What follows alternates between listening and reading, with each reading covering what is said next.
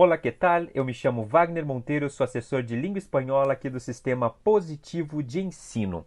Bem, e nós faremos aqui hoje então uma live de revisão de língua espanhola referente às trilhas do Positivo On. Então, olha aqui, bastante atenção. Essa atividade será referente às trilhas do Positivo On do capítulo 4, volume 2, e serão as partes de avaliação e saiba mais.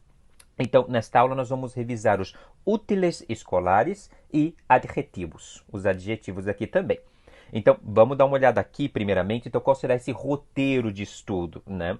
Então, aqui, nesse roteiro das trilhas do Positivo On, ressaltando novamente que são as trilhas, nós trabalharemos com avaliação e saiba mais, né?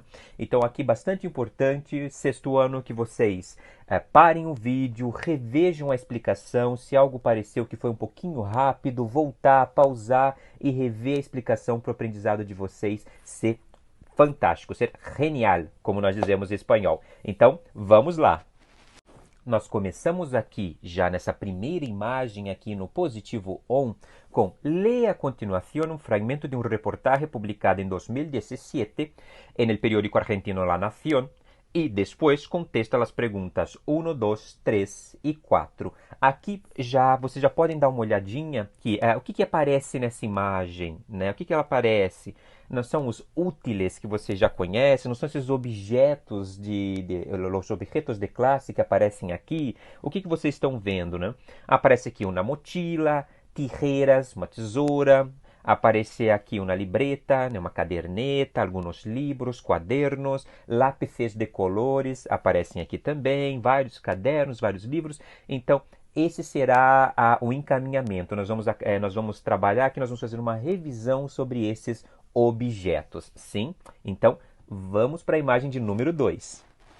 Aqui na imagem de número 2, nós temos os útiles entre 15 e 25% mais caros. Ou seja, nós falaremos aqui como esses objetos eles estão agora de 15 a 25% mais caros. Né? Isso está pesando no bolso dos pais, né? Dos pais que compram aqui o material escolar para os seus filhos. Então vamos dar uma olhada aqui.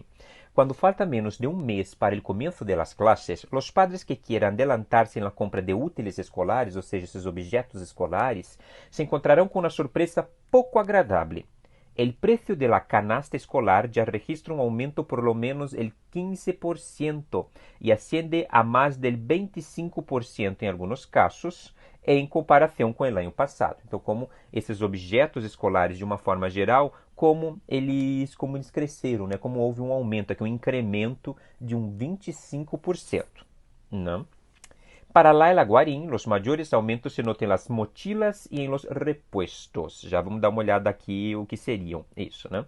Então aqui, também em los bolígrafos e em las cartucheras. Te duram todo el año, pero son carísimos. Entre útiles indumentaria, llegó los 700 pesos, contou esta madre, mientras su hija de 9 años le mostraba la carpeta más cara del estante. Bem, então aqui aparecem várias palavrinhas interessantes também que é bom a gente dar uma olhada, ressaltando que mochila seria mochila mesmo em espanhol, né? Então nós temos aqui só uma modificação na pronúncia.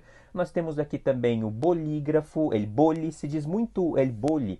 Em alguns países, inclusive, pena aparece, em alguns outros países aparece inclusive a palavra lapicera, porque lapiceira não seria lapiseira, isso seria portaminas, né? Lapiceira seria exatamente essa caneta que é usada e que é chamada de bolígrafo, né?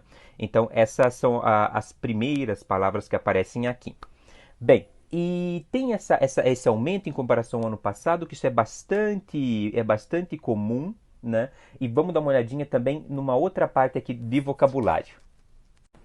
E nós vemos aqui, então, essas questões de vocabulário, só antes que a gente possa ir para a imagem de número 3. Então, as cartucheiras, que seriam seriam uma palavra, né, também como estuche, como estojo.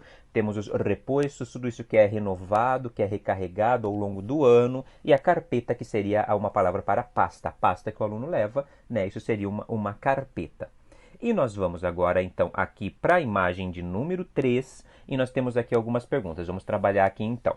De acordo com o que leíste no texto anterior, é possível afirmar: el aumento de los valores de los útiles escolares foi percebido solo por quienes compraram os produtos tras a primeira semana de classes, né? Então, não, isso aqui não foi só para quem comprou durante as primeiras semanas, né? Então, tem um aumento de menos de 15% para quem comprou nas primeiras, mas tem um aumento que chega também a 25%, 15 e 25%. Então, todos conseguem perceber esse aumento, por isso, aqui, a primeira alternativa é falsa.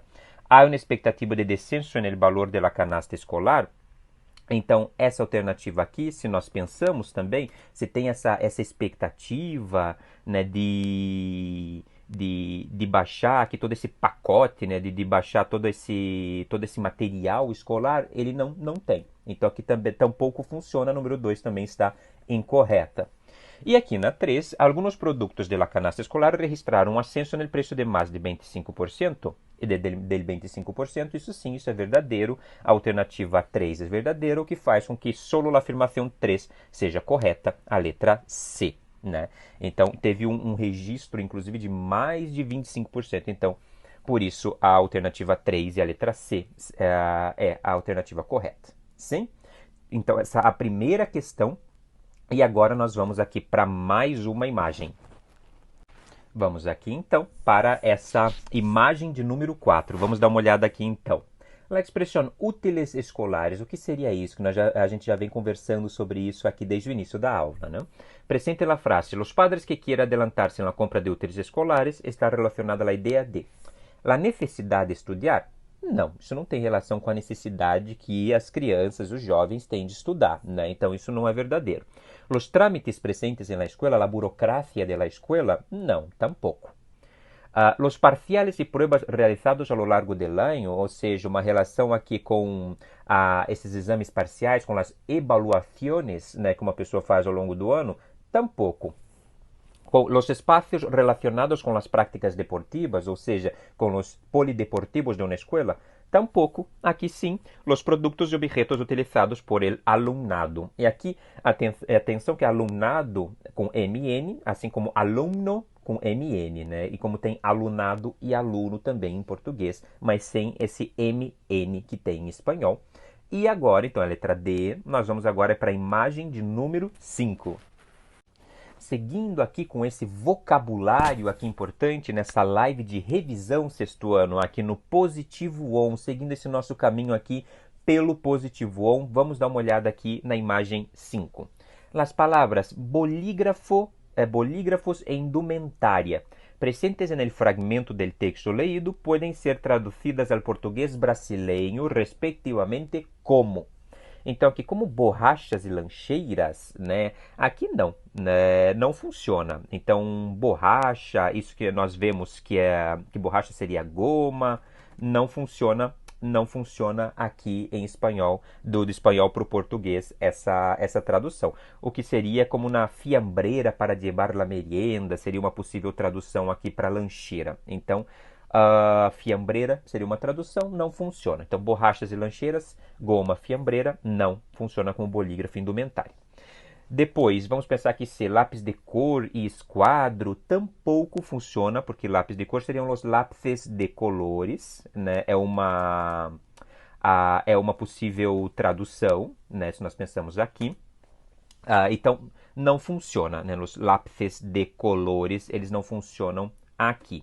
E nós temos também essa opção de esquadro, e esquadro tampouco funciona, né? Porque nós temos aqui que o esquadro em espanhol seria esquadra, né? Então, não funciona como bolígrafos indumentária, essa tradução de lápis de cor e esquadro, que seria lápis de colores e esquadra, né? Como botões e crachá, botões, botones, né? Não funcionaria também, né? E tampouco funciona a palavra crachá, né, que seria como, por exemplo, no México se diz gafete de visitante, ou na identificação, tampouco funciona aqui, não dá certo. E lapiseira e régua tampouco, porque nós temos que lapiseira seria um porta-minas, né? E régua também tampouco funciona, porque seria regla, né? Então, não funciona essa tradução aqui também na alternativa na alternativa E. O que funciona assim seria a letra B, caneta, bolígrafo, uniforme, indumentária. É a alternativa correta. Sim? E agora nós vamos para a imagem de número C. De número 6, na verdade. Aqui na imagem de número 6, não C, né, como eu falei agora há pouco. Então, na imagem de número 6, aqui no positivo on, nós temos: en el periódico publicado en Argentina destaca la palabra cartucheras, la que fue utilizada en la frase también en los bolígrafos en las cartucheras. Um sinônimo possível para essa palavra es. Então, que sempre é importante vocês terem o costume de ir a um dicionário, há vários dicionários disponíveis na internet, como o dicionário da Real Academia. Então, ter o costume de ir ao dicionário, olhar a definição, olhar sinônimos, olhar antônimos. Se são verbos, vocês verem como é a conjugação desses verbos e verem também como são possíveis traduções ao português. Sempre quando nós estamos aprendendo uma língua, ter esse costume de procurar o significado de uma determinada palavra, o significado de um léxico, né? Isso é muito importante para a gente aprender essa língua muito melhor. Né? Então nós temos aqui a palavra cartucheira e nós temos no mundo hispânico, são muitos países, temos a Espanha na Europa, temos uma série de países desde o México, passando por países como Colômbia, Peru, Bolívia, até chegar na Argentina, no Chile, no Uruguai. Então muitas palavras têm diferentes sinônimos, há uma variação dessa palavra, uma variação linguística muito grande em todos os países. Inclusive, muitas vezes, no mesmo país, nós temos diferentes palavras para o mesmo objeto. Né? Então, por isso que é importante sempre a gente ter esse costume de dar uma olhada no dicionário, de fazer uma pesquisa. Né? E nós temos aqui cartucheira, é uma palavra que é muito utilizada em espanhol como estuche. Né? A cartucheira seria, então, uma palavra sinônima de estuche, né? Para o que seria em português estojo. E nós temos, por exemplo, outros sinônimos que eu vou trazer aqui. Então, a alternativa correta é a letra A, né? Estuche, cartucheira. Poderia ser também envoltura, envase, funda, carrita, polbeira, arqueta. Isso, se nós vamos ao dicionário, aparece uma série de palavras de estojos de diferentes formas. Claro, também há estojos que nós colocamos canetas, há outros tipos de estojo, como de maquiagem. Então, são várias as palavras aqui. La cartucheira, né, funciona muito bem como sinônimo de estuche. Sim? Então, por isso, aqui a alternativa correta é a letra A. E agora, nós vamos para mais uma questão aqui na imagem de número 7. Seguindo aqui nesse vocabulário de sala de aula, aqui sexto ano na nossa live de revisão, vamos dar uma olhada aqui então na imagem de número 7. Então nós temos, en la frase, me encanta el lunes en el cole por cuenta de las clases de artes, la palabra lunes es traducida al português brasileño como? Bem, primeira coisa, vamos lembrar aqui então os dias da semana. Nós temos el domingo, depois el lunes, el martes, el miércoles, el jueves, el viernes, el sábado e el domingo. Bem, esses são os dias da semana aqui em espanhol. Importantíssimo nós lembrarmos aqui também, aqui nessa live de revisão, que nós não utilizamos esses dias da semana, né, com a preposição en. O que isso significa? Nós não podemos dizer em espanhol voy al cole, voy al colegio, e aqui atenção com este cole para colégio, tem esse costume de acortar as palavras em espanhol, né? De uma forma muito informal, então não posso dizer voy al cole en el lunes, es voy al cole el lunes, voy al cole los lunes, né? Voy a clase de piano el sábado, né? Voy a casa de mi abuela el domingo. Então, aqui sempre nós utilizamos apenas el artículo el, ou, em plural, el artículo los. Masculino singular el, plural masculino los. Sim? Então, esse é o primeiro ponto aqui que nós utilizamos, né?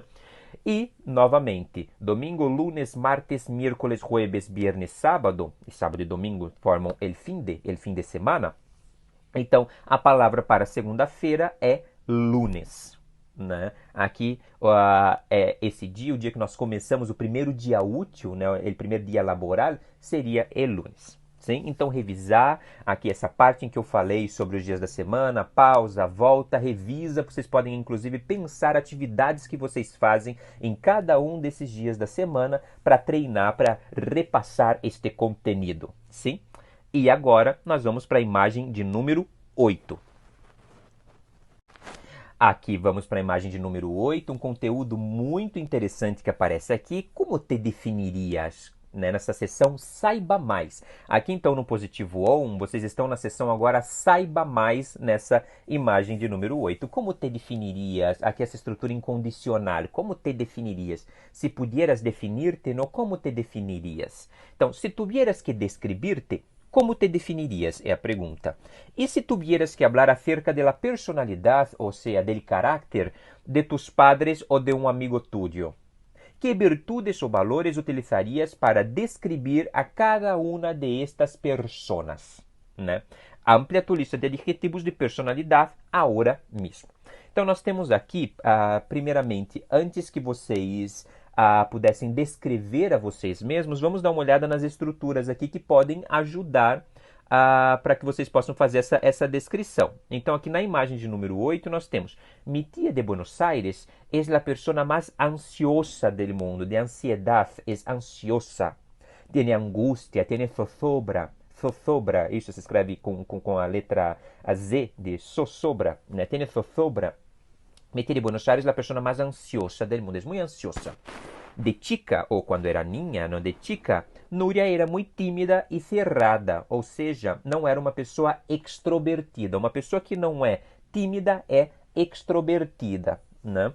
Mi primo Juan sempre foi um chico aburrido, não era um chico divertido, chistoso, uma outra palavra muito importante que nós podemos utilizar, chistoso. Então aqui, como vocês são? Extrovertidos, chistosos, mais aburridos, tímidos, né?